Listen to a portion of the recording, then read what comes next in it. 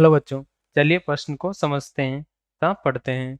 एक संयुक्त सूक्ष्मदर्शी के अभिदर्शक तथा नेत्रिका के बीच की दूरी 9.8 सेंटीमीटर से 11.8 सेंटीमीटर के बीच बदली जा सकती है। यदि अभिदर्शक तथा नेत्रिका की फोकस दूरी 1.0 सेंटीमीटर तथा 6.0 सेंटीमीटर है तथा प्रतिबिंब आंख से 24 सेंटीमीटर की दूरी पर बने तो सूक्ष्मदर्शी की आवर्धक क्षमता का रेंज बताएं। हमें एक सूक्ष्मदर्शी दिया हुआ है जिसके अभिदर्शक तथा नेत्रिका के बीच की दूरी बदली जा सकती है तथा हमें अभिदर्शक तथा नेत्रिका के फोकस बीच की फोकस दूरी भी दी हुई है तथा प्रतिबिंब आंख से 24 सेंटीमीटर की दूरी पर ही बने, यानी कि प्रतिबिंब सिर्फ 24 सेंटीमीटर की दूरी पर बन रहा है, यानी ये निकट स्पष्ट दृष्टि की दूरी है, ऐसा भी हम बोल सकते हैं। तो सूक्ष्मदर्शी की आवर्धक क्षमता की रेंज हमें ज्ञात करनी है। इस प्रश्न का मुख्य अवधारणा हम समझते हैं जो हमारे प्रश्न को हल करने में सहायक होगी। मुख्य अवधारणा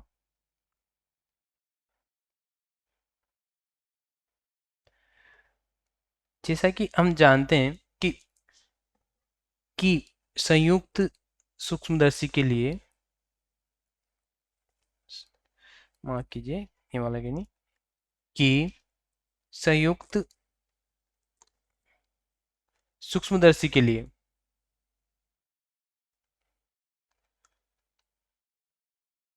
दर्शी के लिए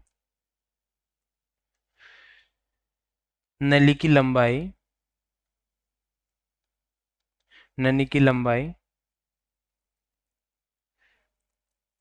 तथा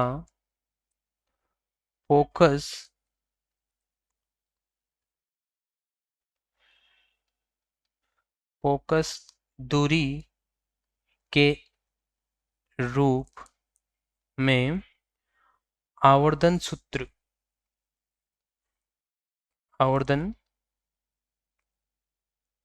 सूत्र निम्न प्रकार होता है। निम्न प्रकार होता है, इसे हम लिखते हैं m बराबर -L/F0 d अपॉन Fe। यहाँ पर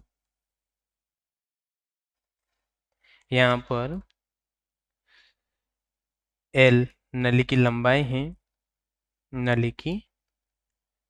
है, ठीक है बच्चों। और यहाँ पे F हो है अभिदर्शक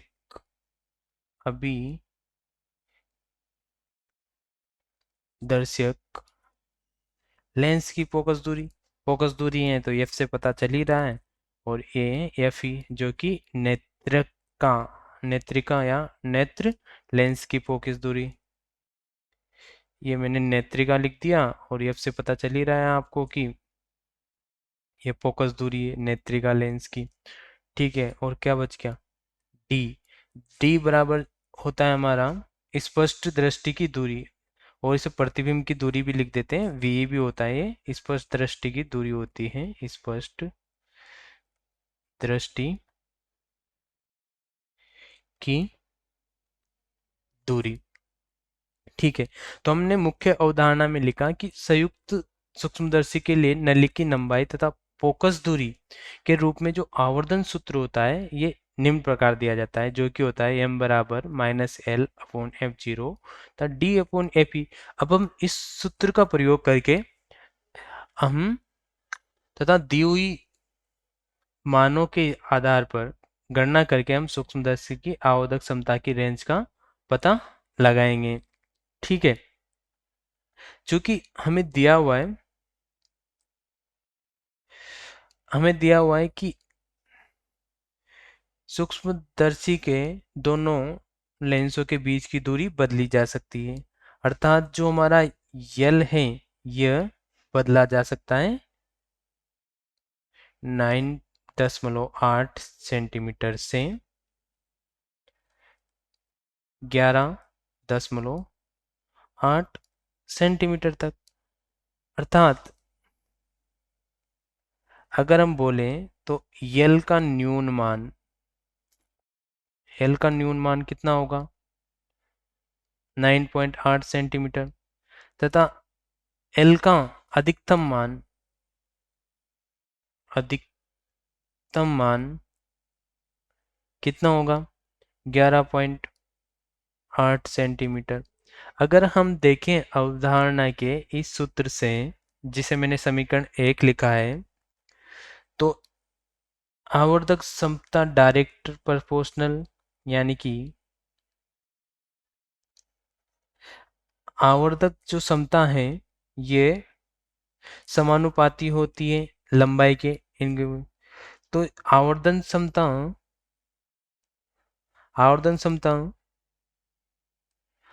आवर्धन समता भी क्या होगी? अधिकतम। आवर्धन समता अधिकतम होगी जब यल अधिकतम होगा। इसी प्रकार आवर्धन समता न्यून होगी जब यल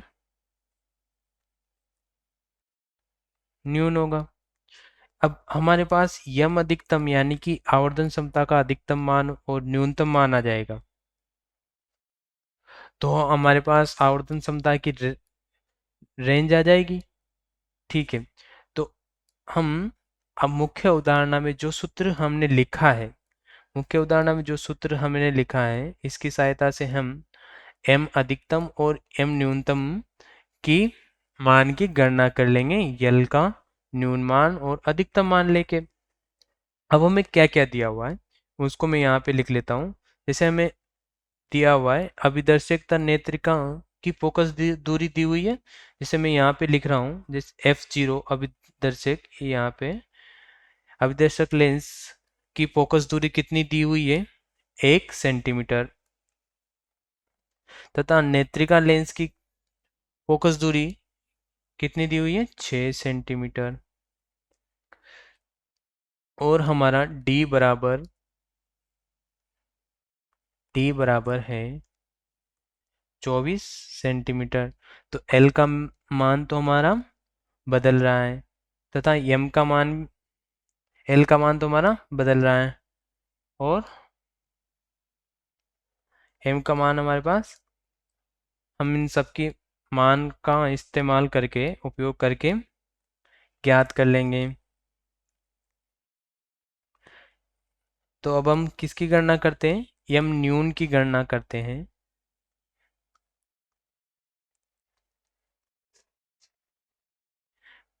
एम न्यून की गणना करते हैं तो आएगा माइनस, न्यून है तो एल का मान न्यून रखेंगे, तो यहाँ पे यल न्यून का मान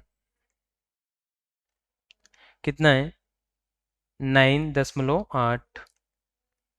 तो हमने यल न्यून का मान रख लिया 9.8 तथा हमें अभिदर्शक लेंस की फोकस दूरी दी हुई है 1 सेंटीमीटर तथा डी का वैल्यू हमारे पास दिया हुआ है, मान दिया हुआ है 24 सेंटीमीटर तथा एफ ई की फोकस दूरी दी हुई है 6। तो हमारे इसको हमने जब हल किया तो 6 से 24 कट गया 4 बार, और 4 को हमने 9.8 से मल्टीप्लाई किया, गुणा किया। 9.8 से हमने 4 को गुणा किया तो हमारे पास आ जाएगा एम न्यून बराबर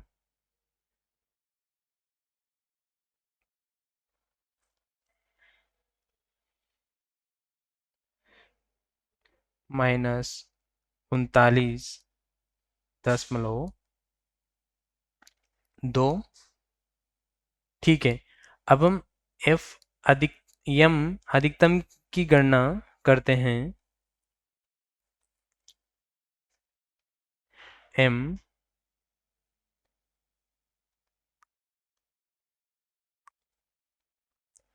यम अधिकतम बराबर, तो हम एल का अधिकतम मान लेंगे। एल का अधिकतम मान कितना दिया हुआ है हमारे प्रश्न में, हम देखते हैं। एल का अधिकतम मान है 11.8 सेंटीमीटर। तो ये हमने लिख लिया यहाँ पे 11.8 सेंटीमीटर। सॉरी, सेंटीमीटर तो ठीक है, चलो यहाँ पे भी लिखता है। 1 सेंटीमीटर लिख लिया हो तो सेंटीमीटर से सेंटीमीटर कट जाता है ऐसे। डी बराबर हमारा है 24 तथा एफ ई हमारा है 6। तो हम इसको हल करेंगे तो 6 से 24 कट गया 4 बार, और 4 को इससे मल्टीप्लाई किया, 8 चौक 32 के 2, हासिल लगे 3, हासिल लगे 3, हाँ, एक चौके 4 और 3 7, तथा एक चौके 4 यानी कि 47.2। इसको मैं ढंग से लिख लेता हूँ थोड़ा एज करके। तो हमारा इसको हल करने पे हमारा उत्तर आया 47.2। ठीक है, ऋणात्मक। ठीक है, अब चूंकि हमें पता है कि जो ऋणात्मक चिन्ह होता है, ऋणात्मक चिन्ह होता है, ऐसे लिखें, ऋणात्मक चिन्ह, ऋणात्मक चिन्ह प्रतिबिंब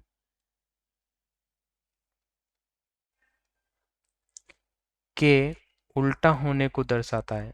उल्टा होने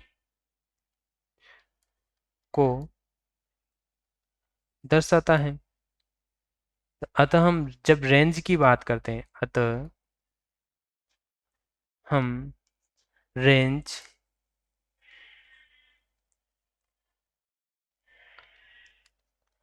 लिखते हैं समय केवल m के मापांक या परिमाण को लेते हैं। ठीक है, तो हमारा आवर्धक क्षमता यानी कि m जिसे हम बोल रहे हैं, आवर्धक आवर्धक क्षमता की रेंज हो गई, इसको मैं हरे पेन से लिख लेता हूँ। हमारा उत्तर है ना, तो हमारे रेंज होगी 39.2 से लेकर